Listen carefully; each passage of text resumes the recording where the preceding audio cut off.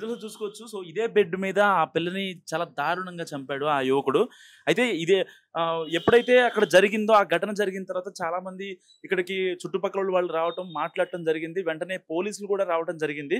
So ఇక్కడ కొన్ని మనకి ఆ పాపకి ఫస్ట్ ఎయిడ్ చేసినవో లేకపోతే అలాంటి కొన్ని సర్జికల్ ఐటమ్స్ అయితే ఉన్నాయి చూడండి. ఇవన్నీ ఆ అమ్మాయికి ఫస్ట్ ఎయిడ్ చేసిన థింగ్స్ అవన్నీ. సో ఇక్కడే పడేశారు.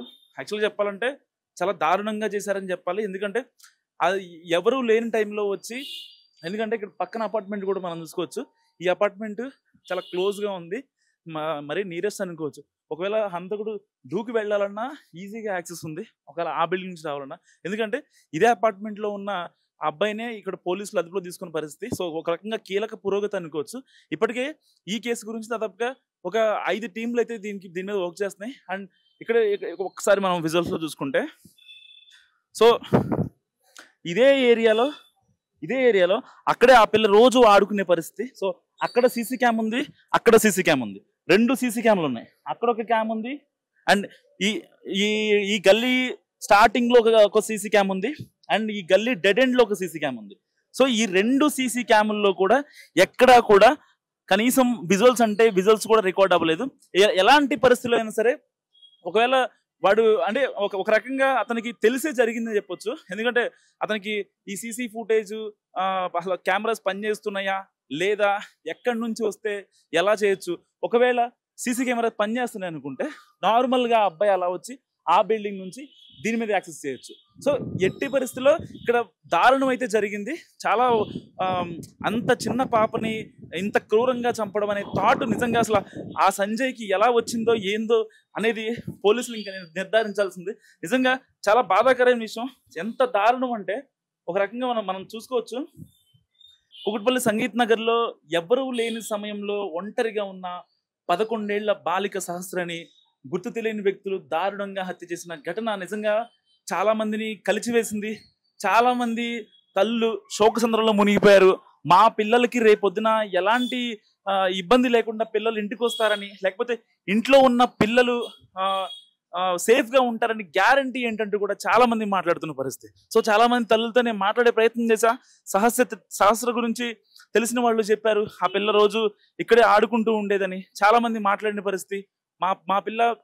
మా పిల్లల భవిష్యత్తు రేపొద్దున సేఫేనా అంటూ కూడా చాలా మంది తల్లులు ఆవేదన వ్యక్తం చేస్తున్న పరిస్థితి. నిజంగా ఇలాంటి సహస్ర లాంటి ఘటనలు తెలంగాణలో కాదు, తెలుగు రాష్ట్రాల్లో కావచ్చు, ఇండియా వైడ్ గా కావచ్చు, సో చాలా ఘటనలు జరుగుతున్నప్పటికీ కూడా ప్రభుత్వాలు స్పందించకపోవడం నిజంగా ఒక రకమైన దారుణమైన విషయం. సో ఇలాంటి సహస్ర ఘటనలు ఇంకా మరిన్ని ఇంకా వెలుగులోకి వస్తే ఈ ప్రభుత్వాలు మారితే, లేకపోతే ఈ పోలీసుల వ్యవస్థ కానీ ఇంకా సరే పోలీసులు సహస్రకి ఎప్పుడైతే ఇబ్బంది అయిందో, ఆ అమ్మాయి చనిపోయిందో, అనంత లోకాలకు వెళ్ళిన సంగతి తెలిసిన తర్వాత వెంటనే రావడం జరిగింది. బట్ వెంటనే వచ్చినా కానీ 24 hours లో ఒక అనుమానితుడు అదుపులో తీసుకున్నారు. అది నిజంగా ఆ అనుమానితుడా లేదంటే అతనే అక్యూజ్డా అనేది కూడా తెలియాల్సి ఉంది. ఎందుకంటే ఈ బిల్డింగ్ కి కనెక్టివిటీ, ఎందుకంటే పక్కన రోడ్డు పక్కన ఉంది కాబట్టి మనం చూసుకోవచ్చు విజువల్స్ లో. ఇది జస్ట్ రోడ్ కనెక్టివిటీ. ఏదైతే మెయిన్ రోడ్ ఇలా వెళ్తే KPHP మెయిన్ రోడ్ వస్తుంది. సో ఇది రోడ్ కనెక్టివిటీ ఏరియా అండ్ ఎప్పుడు రద్దీగా ఉండే ఏరియా కూడా ఇది. సో ఇలాంటి నేపథ్యంలో ఆ హంతకుడు కనుక ఒకవేళ ఆ కనెక్టివిటీ రావాలంటే ఇటు ఆ బిల్డింగ్ నుంచి కనెక్ట్ అవ్వాలి, లేదంటే రైట్ సైడ్ లో ఉన్న బిల్డింగ్ కనెక్ట్ అవ్వాలి. ఎందుకంటే ఇప్పటికే దాదాపు 2 సీసీ కెమెరాలు ఉన్నాయి. సో ఇక్కడ ఏదైతే చౌరస్తా ఉందో, చిన్న చౌరస్తా, గల్లీ చౌరస్తా, ఇక్కడ చిన్న షాప్స్ ఉన్నాయి అండ్ నిత్యం రద్దీగా ఉండే ఏరియా. ఇలాంటి టైంలో ఆ అక్యూజ్డ్ ఎవరైతే ఉన్నారో ఒకవేళ వచ్చినా సరే దాన్ని అతను పట్టుకోవడం కష్టం. సో ఒకవేళ ఇక్కడ సీసీ కెమెరా పనిచేస్తున్నప్పటికీ అది ఉందా లేదా అనేది అతనికి ఆల్రెడీ తెలుసు కాబట్టి, ఎందుకంటే ఒక టార్గెట్ ని ఫిక్స్ చేశాడు, పక్కా ప్లాన్డ్ గా చేయాలనుకున్నాడు. సో ఆ అమ్మాయి అతని టార్గెట్ కాబట్టి ఎలా అయినా చంపాలనుకుంటే, మరి తల్లిదండ్రులతో విభేదించా లేకపోతే వాళ్ళతో గొడవలా, ఆ అమ్మాయిని అత్యాచారం చేసి చంపేశాడా, లేదంటే మెడ మీద 20 కత్తిపోట్లు పొడవాల్సిన అవసరం ఏమొచ్చిందని చాలా మంది మాట్లాడుతున్నారు. కనీసం అమ్మాయి గురించి, నేను సహస్ర గురించి ఇక్కడ ఉన్న కాలనీ వాళ్ళతో చాలా మందితో మాట్లాడే ప్రయత్నం చేశాను. ఆ పాపకి అభంశుభం తెలీదు, కనీసం ఆ పాపని మేము కూడా చూడలేదని చాలా మంది ఆవేదన వ్యక్తం చేస్తున్న పరిస్థితి. కనీసం వాళ్ళ మమ్మీ కావచ్చు, వాళ్ళ డాడీ కావచ్చు, వాళ్ళు ఒక రోజువారీ కూలి, వాళ్ళకి అసలు ఏం తెలియదు. వాళ్ళు ఎక్కడి నుంచో బతుకు తెరువు కోసం వచ్చి ఇక్కడ బతుకున్న పరిస్థితి. అలాంటి అమ్మాయిని ఇంత దారుణంగా ఏం చేశారంటే దీని వెనక అసలు ఏ కోణం ఉంది, లేకపోతే ఏం జరిగింది, అసలు ఆ పిల్లని చంపాల్సిన అవసరం వచ్చింది? వాళ్ళతో గొడవలా, లేకపోతే వాళ్ళు ఇంకేమన్నా ఎవరైనా ఇబ్బంది పెట్టారా? ఎందుకంటే వాళ్ళు చాలా ఇన్నోసెంట్. ఎందుకంటే వాళ్ళు ఎక్కడి నుంచో బతకడం కోసం వచ్చారు. ఇక్కడ వాళ్ళు గొడవలు పెట్టుకొని కక్షలో కార్పణ్యాలు పెంచుకునే అంత అవసరం వాళ్ళకైతే ఉండదని నేను అనుకుంటున్నా. కానీ అలాంటి వాళ్ళ ఎప్పుడు చాలా ప్రశాంతంగా ఉండే కుటుంబంలో ఇంత అలజడి క్రియేట్ అయిందంటే ఎంత బాధపడి ఉంటారో సభ్య సమాజం నిజంగా తలదించుకునే విషయం అని చెప్పుకోవచ్చు.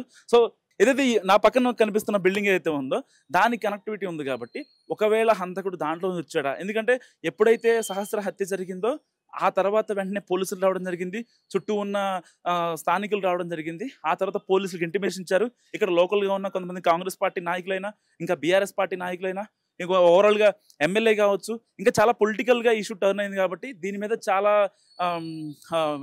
చాలా ప్రెజర్స్ అయితే ఇటు పోలీసు వాళ్ళకి కూడా ఉంది. సో ఎలా అయినా సరే దీన్ని ఛేదించాలని చెప్పి పోలీసులు కూడా చాలా గట్టిగా ట్రై చేస్తున్నారు. ఇప్పటికే దాదాపు 4-5 క్లూస్ టీంలు కానీ ఇంకా 4-5 టీంలు వర్క్ చేస్తున్నాయి దీని మీద. సో చుట్టూ ఈ బిల్డింగ్ చుట్టూ కూడా పోలీసులు బందోబస్తు కూడా గట్టిగా ప్లాన్ చేశారు. సో ఎలాంటి అప్డేట్ ఉన్నా సరే ఇక్కడ నుంచి ఏసీపీ ఆఫీస్కి వెళ్తుంది, కూకట్పల్లి ఏసీపీ ఆఫీస్కి, అక్కడి నుంచి మొత్తం మానిటర్ చేస్తున్నారు. ఎందుకంటే ఆల్రెడీ ఒకసారి ప్రాణం పోయింది. సో దీన్ని చాలా పొలిటికల్గా టర్న్ అయింది కాబట్టి దీన్ని ఎలా అయినా సరే దీన్ని ఛేదించాలి అనేది ఇక్కడ పోలీసులు తేల్చాలని ప్రయత్నిస్తారు. సో వాస్తవానికి ఒక్కటి ఫైనల్గా మాట్లాడుకుందాం. ఇక్కడ ఇంత నడి సెంటర్లో కూకట్పల్లి నడి బొడ్డు మీద ఇలాంటి క్రూరమైన ఇన్సిడెంట్ జరిగిందంటే, అంటే ఇలాంటి ఇన్సిడెంట్ జరుగుతున్నప్పటికి కూడా మరీ దారుణం కదా. కనీసం ఒక 10 ఏళ్ల పాప, అభంశుభం తెలియని పాప మీద ఇంత దారుణంగా అసలు హత్య చేశారు అంటే అది నిజంగా నమ్మశక్యమైన విషయం కాదు. చూసుకోవచ్చు మనం ఒకసారి కిందకి. ఇదే మెయిన్ రోడ్డు. ఈ మెయిన్ రోడ్ నుంచి అటు రైట్కి కూడా మెయిన్ రోడ్ ఉంది, ఈ బిల్డింగ్ పక్క కూడా మెయిన్ రోడ్ ఉంది. సో హంతకుడు ఎవరైతే చంపారో సంజయ్ అనే హంతకుడు అంటలేదు, అతన్ని అదుపులో తీసుకున్నారు. ఇదే అపార్ట్మెంట్లో అతను 2nd ఫ్లోర్లో అతను ఉంటున్నాడు. సో వాళ్ళ అమ్మతో వాళ్ళ ఆవిడతో వాళ్ళ పిల్లలతో మాట్లాడడం కూడా జరిగింది. మా ఆయన అలాంటి వాడు కాదు అని చెప్తున్నారు. కానీ ఎట్టి పరిస్థితుల్లో పోలీసులకి కాసంత అనుమానం వచ్చింది అంటే అక్కడ ఏదో తీగ లాగితే డొంక కదిలే అవకాశం ఉంది కాబట్టి అని మాట్లాడుకుంటారు.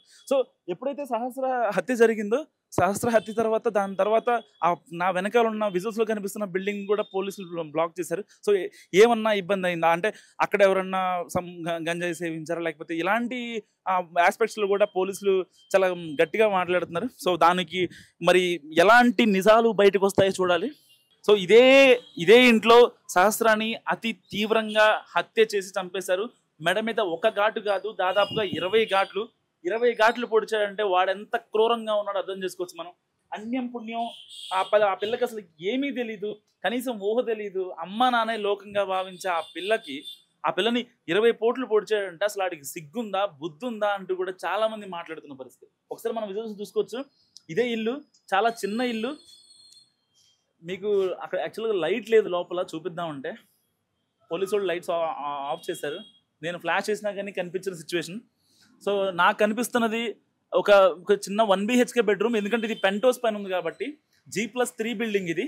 G+3లో పెంట్ హౌస్ అంటే ఇంకేముంటే పైన వాటర్ ట్యాంక్ ఉంటుంది, ఒక ఫ్రిడ్జ్, ఒక కిచెను, ఒక వాష్రూము, ఒక హాల్, ఒక బెడ్రూమ్.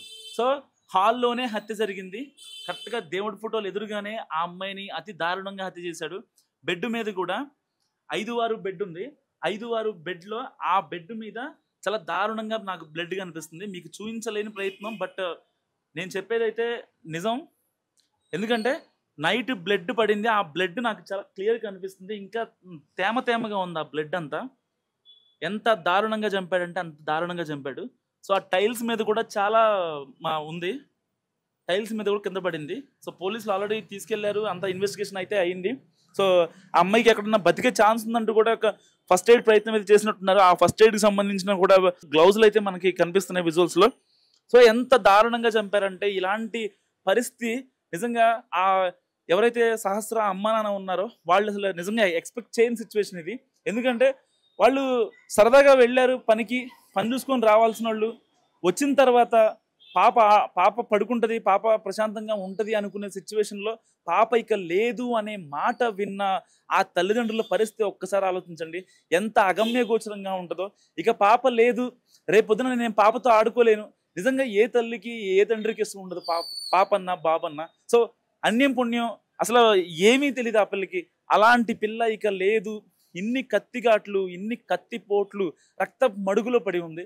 ఎప్పుడు ప్రశాంతంగా అక్కడ పక్క గల్లీలో ఆ అమ్మాయి ఆడుకుంటూ కనిపించిందని చాలా మంది చెప్తున్నారు. సో అలా అంత ప్రశాంతంగా ఉండే పాప ఇవాళ అనంత లోకాలకు వెళ్ళిపోయింది అనేది నిజంగా ఒక రకమైన బాధా సంఘటన. నిజం చెప్పాలంటే సో ఎట్టి పరిస్థితుల్లో నిందితుని అయితే పట్టుకోవాలి, నిందితుడికి కఠిన శిక్ష వేయాలని.